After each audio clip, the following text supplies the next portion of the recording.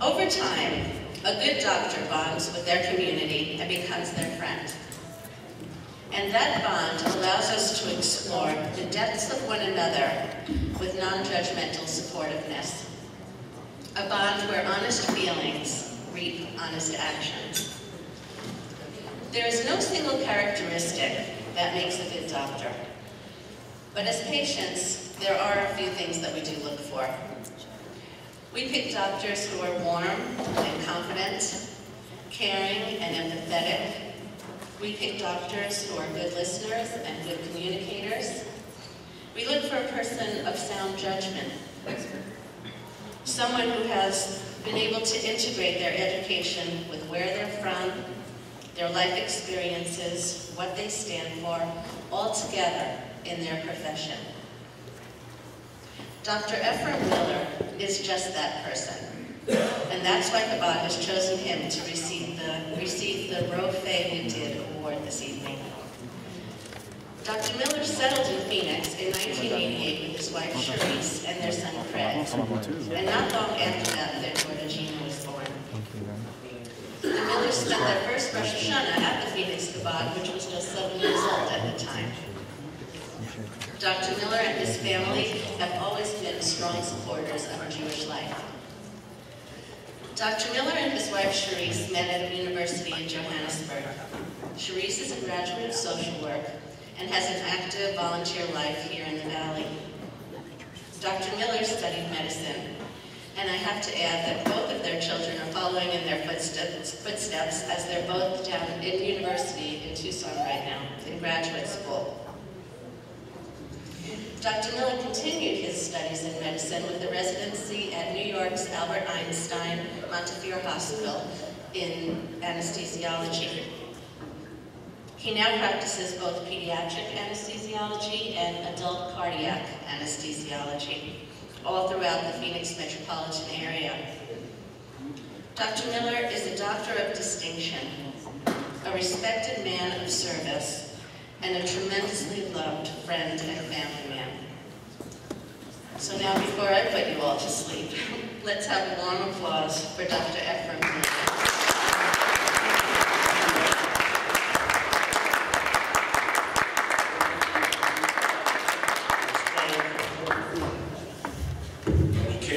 South African community is very big in Shabbos, especially Friday night. So I figured we'll give them also a gift for Shabbos Kodesh that you can use with the Chabad of Friday, and also a Jerusalem stone purchased with the night.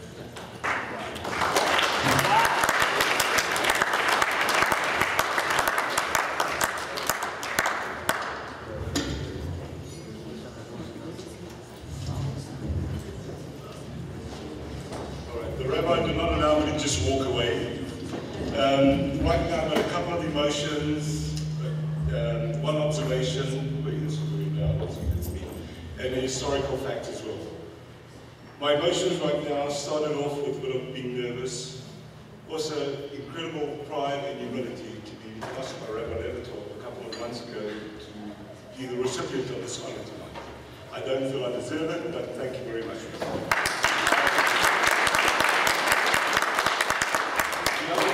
The other thing I can say is that Ken, I remember meeting Ken at Shul at Young Israel when I was saying Kaddish for my father, and I'm honored to be with you tonight.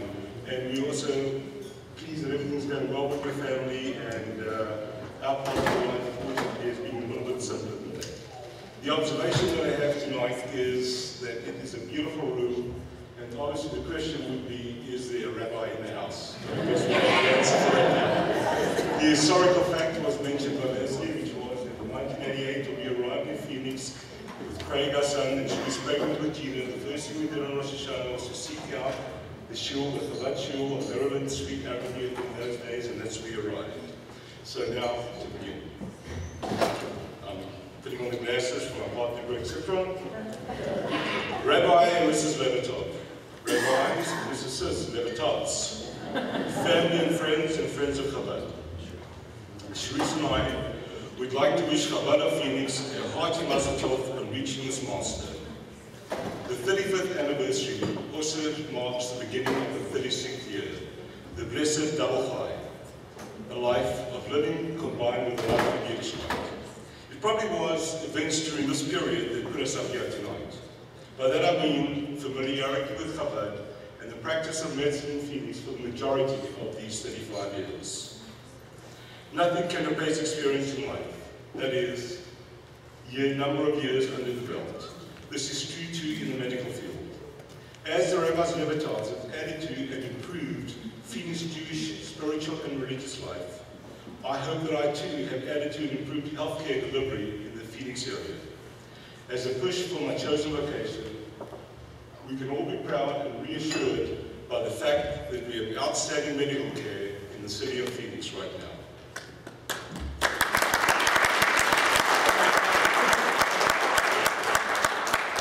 Yesterday at Shul, we read from the book of Exodus. After the Jews were freed from slavery in Egypt, we read the Parsha Terumah, which coincidentally happens to be my Bar Mitzvah portion, which I didn't quite understand the way I could possibly understand it today. A number of years under the belt, very important.